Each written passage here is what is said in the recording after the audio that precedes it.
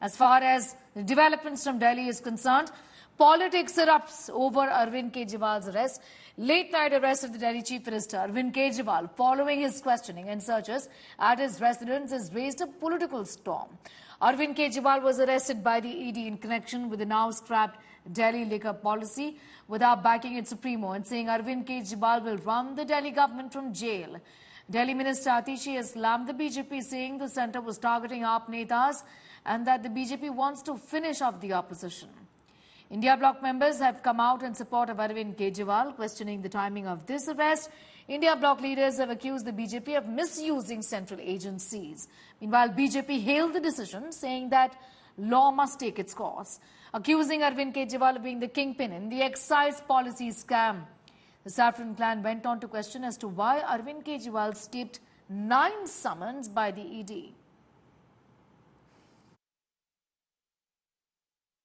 मैं भारतीय जनता पार्टी को ये बताना चाहती हूं कि अरविंद केजरीवाल सिर्फ एक मुख्यमंत्री नहीं है, अरविंद केजरीवाल सिर्फ एक नेता नहीं है, अरविंद केजरीवाल एक विचार है, अरविंद केजरीवाल एक प्रेरणा है, अरविंद केजरीवाल वो आदमी है जो अपनी IRS की नौकरी छोड़कर, इनकम टैक्स की नौकरी छोड़कर दिल्ली की सड़कों पर उतरा था इस देश के लोकतंत्र को बचाने के लिए, इस देश के संविधान को बचाने के लिए। ये कह रहे हैं कल रात से कि ये विद्वेष की भावना से हो रहा है। 2 महीने या 1 महीना चुनाव को बाकी रह गया, इसलिए ये किया जा रहा है। लोकतंत्र खत्म हो चुका है।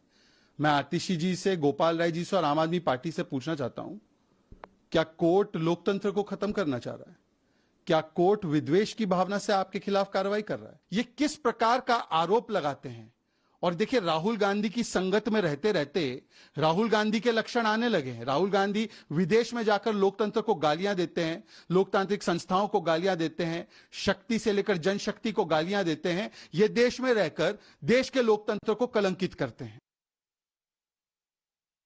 जिस तरह से चुने हुए मुख्यमंत्री को कोर्ट में मैटर विचाराधीन होने के बावजूद आनन फानन में रात के अंधेरे में कल गिरफ्तार किया गया, ये इस बात को दिखा रहा है कि देश के प्रधानमंत्री किसी भी कीमत पर लोकतंत्र की हत्या करना चाहते हैं और सभी विपक्ष के लोगों को जेल में डाल करके वो किसी भी तरह से चुनाव जीत करके इस देश में तानाशाही को स्थापित करना चाहते हैं। आप तो अपने आप को दिल्ली का मालिक कहते हैं, असेंबली में खड़े होकर कहते हैं हम दिल्ली के मालिक हैं, हम दिल्ली के मालिक हैं। तो अब आपको पेश होना ही पड़ेगा अंतगतवा। आप तो दिल्ली के मालिक नहीं, आप तो एक कॉमन सिटीजन की तरह, आम आदमी पार्टी की तरह, आम आदमी की तरह हैं। तो उसी के चलते हुए ईडी ने उनको अरेस्ट किया है। आज कोर्ट में उनको हाजिर किया जाएगा और उसके बाद जो कार्रवाई होगी, जो लोग ऑलरेडी हैं, के कविता के जो साथी हैं या विजय नायर हैं, जो बाकी इनके साथी जो अप्रूवर हो चुके हैं, वो जो जानकारियां देंगे इनके सामने पेश की जाएगी और इनको उनके सामने बिठाया जाएगा। जिस शख्स ने दिल्ली के लाखों बच्चों को विश्व स्तरीय शिक्षा दी, दिल्ली के बड़े बुजुर्गों को बेहतरीन और मुफ्त इलाज दिया, दिल्ली के लाखों परिवारों को मुफ्त बिजली दी, घर घर तक पानी पहुंचाया, बड़े बुजुर्गों को तीर्थ यात्रा करवाई और माताओं बहनों के लिए मुफ्त बस यात्रा का इंतजाम किया, आज उस शख्स को, अरविंद केजरीवाल को गिरफ्तार कर लिया गया। एक लंबे समय से यह आशंका जताई जा रही थी कि एक साजिश के तहत अरविंद केजरीवाल जी को गिरफ्तार किया जाए। The court had a chance to peruse the entire file of the ED. The ED presented all the evidence that they had against the Honorable CM before the court. The judges perused the file and then refused to grant the interim protection. Clearly, there must be some very solid evidence against the Honorable Chief Minister.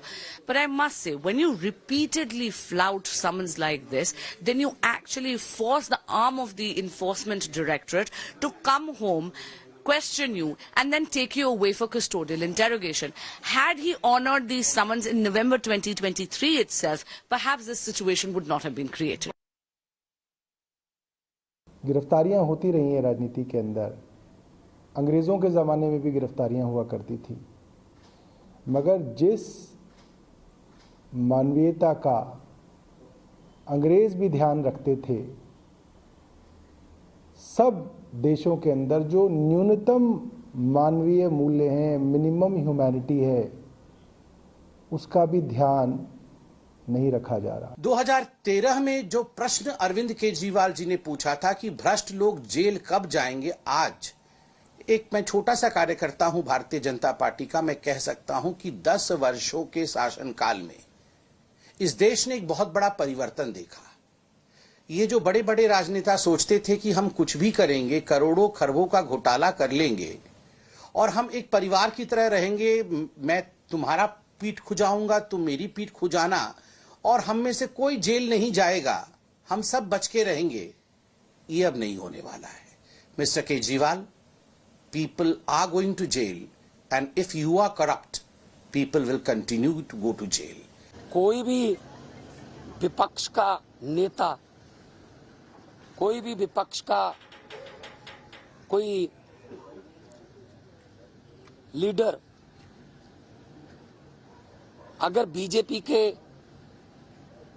जुल्म जबर के खिलाफ बोलता है तो उसके घर पे ईडी आती है, उसके घर पे सीबीआई आती है, इनकम टैक्स आती है,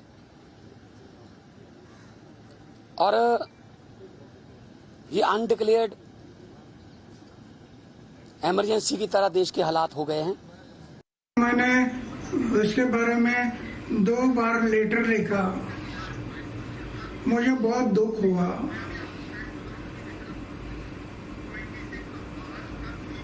कि अरविंद केजरीवाल जैसे आदमी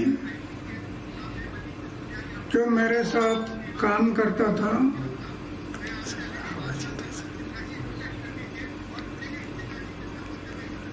और शराब के बारे में हम लोग आवाज उठाया था, आज वो शराब नीति बना रहा है, जिससे मुझे दुख हुआ।